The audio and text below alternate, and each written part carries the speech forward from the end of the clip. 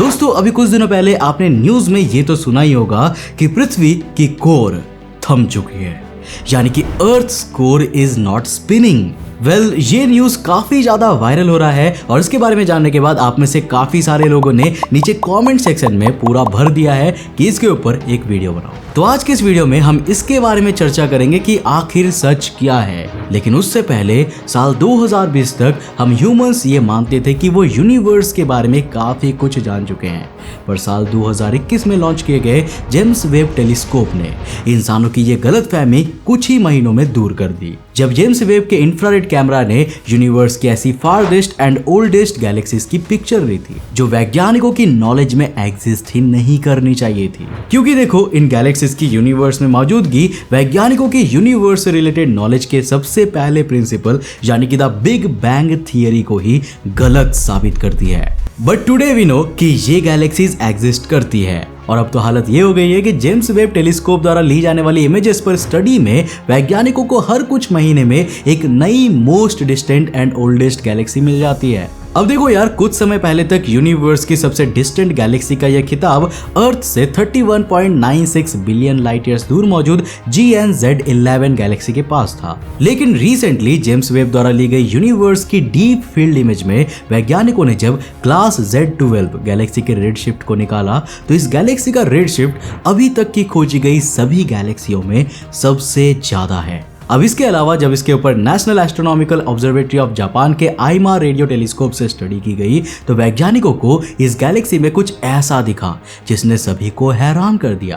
क्योंकि इस गैलेक्सी में कुछ ऐसे हैवियर एलिमेंट्स के क्लाउड मौजूद है जो अर्ली यूनिवर्स में एग्जिस्ट ही नहीं करने चाहिए थे। तो आखिर किस एलिमेंट से बने थे वो क्लाउड और आखिर वैज्ञानिक क्लास Z12 को यूनिवर्स की सबसे ओल्डेस्ट और सबसे डिस्टेंट गैलेक्सी क्यों कह रहे हैं, चलिए जानते हैं। दोस्तों, स्कल्प्टर कॉन्स्टेलेशन में मौजूद 3000 लाइट ईयर्स में फैली ग्लास Z12 गैलेक्सी की discovery grism lens amplified survey from space observing program यानी कि ग्लास प्रोग्राम के under James Webb space telescope के नीर कैम द्वारा जुलाई 2020 में की गई थी। अब अगर आपको ग्लास प्रोग्राम के बारे में नहीं पता है तो मैं आपको बता दूं कि वैज्ञानिक ग्रेविटेशनली लेंसिंग की मदद से गैलेक्सी क्लस्टर्स या उनके पीछे मौजूद डिस्टेंट यूनिवर्स ऑब्जेक्ट की स्टडी करते हैं। अब ग्लास Z12 गैलेक्सी पर वापस आते हैं। तो दोस्तों, वैज्ञानिकों का मानना है कि इस गैलेक्सी की फॉर्मेशन यूनिवर्स के फॉर्मेशन के केवल 350 मिलियन ईयर्स बाद यानी कि आज से 13.5 बिलियन ईयर्स पहले हो चुकी थी।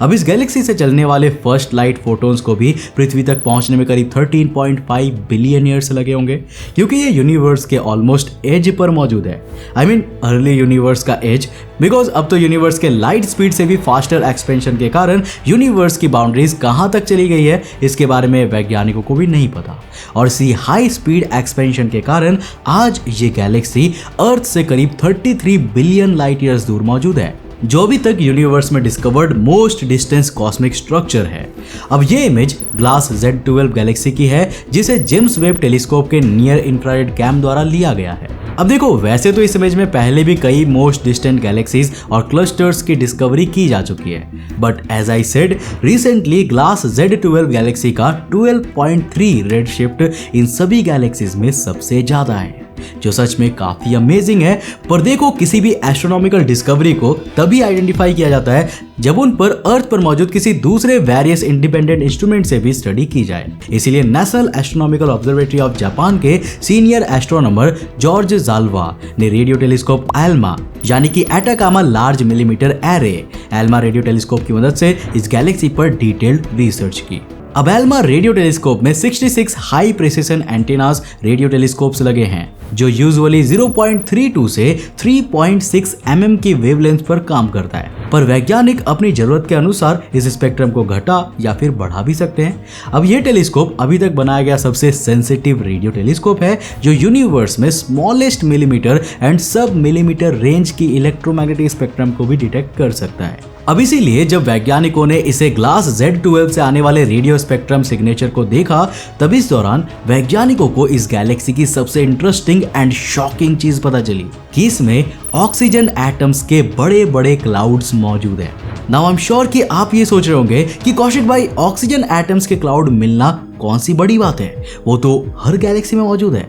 तो हाँ, आप सही है, पर यहाँ पर किसी नॉर्मल गैलेक्सी की बात नहीं हो रही है, बल्कि यहाँ हम यूनिवर्स के केवल 350 मिलियन ईयर्स बाद फॉर्म हुई गैलेक्सी की बात कर रहे हैं। और आपको याद दिला दूं कि वैज्ञानिकों के एस्टिमेशन की माने तो इस समय के अर्ली यूनिवर्स में केवल और केवल हाइड्रोजन और हीलियम एलिमेंट्स ही मौजूद होने चाहिए थे। नाउ रीजन इज सिंपल, क्योंकि यूनिवर्स में हाइड्रोजन एंड हीलियम को छोड़कर बाकी सभी हैवी एलिमेंट्स यूनिवर्स में फॉर्म होने वाले स्टार्स के कोर में हाई प्रेशर एंड टेम्परेचर से ही क्रिएट होते हैं। अब आप में या हमारे आसपास सभी हैवी एलिमेंट, चाहे वो कोई भी हीरा हो, कार्बन हो या फिर ऑक्सीजन ही क्यों ना हो, ये स्टार्स के कोर में ही फॉर्म हुए थे, जो स्टार्स की डेथ के बाद सुपरनोवा एक्सप्लोजन में बाहर निकलते हैं और यूनिवर्स के दूसरे हिस्सों में फैल जाते हैं। यानी कि आप कह सकते हैं कि हम खुद भी बाकी हैवी एलिमेंट्स की तरह स्टार्स की डेड बॉडी के बचे हुए बस हिस्से हैं। But the main reason for telling all these things कि यंग यूनिवर्स को खुद ही क्रिएट करते हुए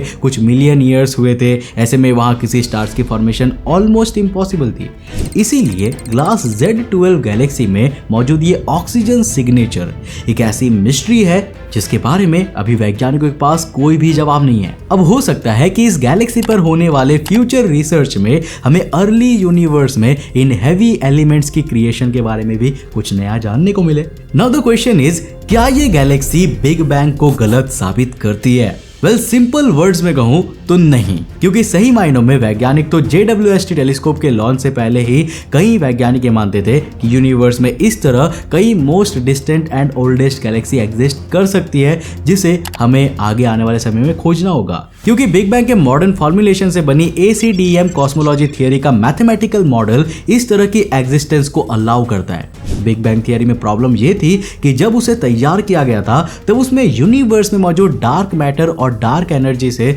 रिलेटेड कैलकुलेशंस को शामिल नहीं किया गया था। बट ACDM कॉस्मोलॉजी मॉडल में इस प्रॉब्लम को सॉल्व कर दिया गया है, जिसके बाद अब बिग बैंग थियरी के मॉडल भी यूनिवर्स में इस तरह की गैलेक्सी के एग्जिस्टेंस की पॉसिबिलिटी बताता है। और दोस्तों, यही कारण है कि अब इन गैलेक्सी की एग्जिस्टेंस बिग बैंग थियरी को गलत नहीं बल्कि सही साबित करती है। अब चलिए, बहुत बातें हो गई दूर यूनिवर्स की, अब अपनी अर्थ पर वापस आते हैं, क्योंकि अगर यही नहीं हो तो बाकी सभी चीजों का काम ही क्या होगा। तो दोस्तों, आपने साईफाई मूवी द कोर तो जरूर देखा होगा, जिसमें यह दिखाया गया है कि अर्थ के कोर ने रोटेट करना बंद कर दिया था और अब अर्थ ने अपना मैग्नेटिक फील्ड खो दिया था, जिससे अर्थ पर भारी रेडिएशन आने लगते हैं, बर्ड एंड एनिमल्स मरने लगते हैं और ह्यूमैनिटी पर एक्सटिंक्शन का खतरा बन जाता है। Now well, it was a movie, but can you imagine क्या हो अगर ये सब सच में हो जाए तो? I know it is hard to believe, but जो न्यूज आ रही है वो सच में डराने वाली है, क्योंकि नेचर जियोसाइंस में पब्लिश रिसर्च पेपर के मुताबिक अर्थ के इनर कोर के रोटेशन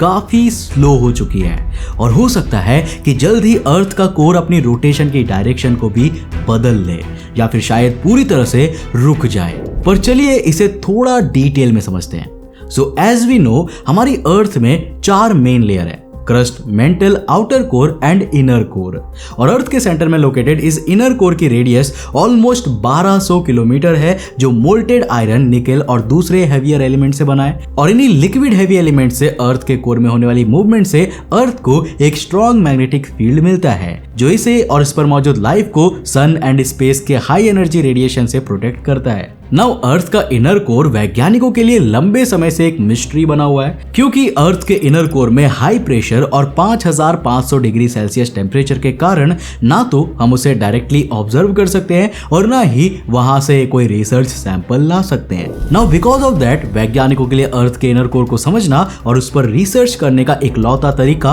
अर्थक्वेक होता है, क्योंकि उसकी मदद से जनरेट होने वाली सिस्मिक वेव्स से वैज्ञानिक अर्थ के इंटरनल स्ट्रक्चर के बारे में काफी कुछ जान पाते हैं और हाँ, अर्थ के इनर कोर के बारे में भी। Now peeking university of Beijing के रिसर्चर्स यी यांग एंड शियाडोंग सोंग द्वारा अर्थक्वेक्स के नई डेटा और उससे जनरेट हुई सिस्मिक वेव्स को एनालाइज किया गया, तो वैज्ञानिकों को पता चला सिस्मिक वेव्स अर्थ के कोर तक पहुंचने के बाद अपना पैटर्न बदल रही है, जिसका मतलब है कि अर्थ का इनर कोर और अपर लेयर एक साथ एक स्पीड में नहीं घूम रहे। जिसके बाद रिसर्च में वैज्ञानिक इस नतीजे पर पहुंचे कि 2009 में ही अर्थ के कोर की रोटेशन स्लो हो चुकी थी। और सम रिसर्च आल्सो सजेस्ट कि हो सकता है कि अब अर्थ के कोर ने रोटेशन करना भी बंद कर लिया है। वैसे आपको बता दूं कि ये पहली बार नहीं है जब अर्थ के कोर की रोटेशन स्पीड में कोई बदलाव हो रहा है, बल्कि 1969 से 1971 के बीच भी अर्थ के कोर की रोटेशन स्पीड कम हो गई थी। 1980 और 1990 में भी अर्थ की कोर की स्पीड में बदलाव आए थे, जो कि हमें दर्शाता है कि हर कुछ दशक में अर्थ के कोर में इस तरह के बदलाव होते रहते हैं और अर्थ की स्पीड में यह बदलाव भी उसी रिपीटेड साइकिल का ही नतीजा है। और बात करें इसकी डायरेक्शन चेंज की, तो यह अभी भी साबित नहीं हुआ है कि अर्थ के इनर कोर ने अपने मूविंग डायरेक्शन को चेंज की है। नाउ नेचर जियोसाइंस में पीकिंग यूनिवर्सिटी की पब्लिश्ड स्टडी में यह कहा गया है कि इस तरह अर्थ के कोर की स्पीड और उसके रोटेशन डायरेक्शन में हुआ यह बदलाव कई नेचुरल डिजास्टर का कारण बन सकता है, बट जब तक अर्थ की इनर कोर रोटेट कर रहा है तब तक इससे ह्यूमन एग्जिस्टेंस पर कोई भी ज्यादा बड़ा खतरा नहीं आएगा। हाँ, पर इससे अर्थ की रोटेशनल स्पीड और डे लेंथ पर स्लाइटली इफेक्ट पड़ सकता है और अगर कोर की स्पीड और स्लो हो जाए तो इससे ग्लोबल वार्मिंग और सी लेवल्स इंक्रीज हो सकते हैं, जिससे शायद कुछ परेशानियां तो खड़ी हो सकती है, या शायद we are thinking too much because earth के इनर कोर में यह चेंजेस 2009 से ही चल रहा है और अभी तक तो इंसानों को इसके बारे में पता तक नहीं था। वैसे इस बारे में आपका क्या मानना है मुझे नीचे कमेंट करके जरूर बताना। दोस्तों वीडियो पसंद आया तो डेफिनेटली लाइक कर देना। मैं मिलता हूं आपको नेक्स्ट एपिसोड के साथ, तब तक के लिए बाय, जय हिंद।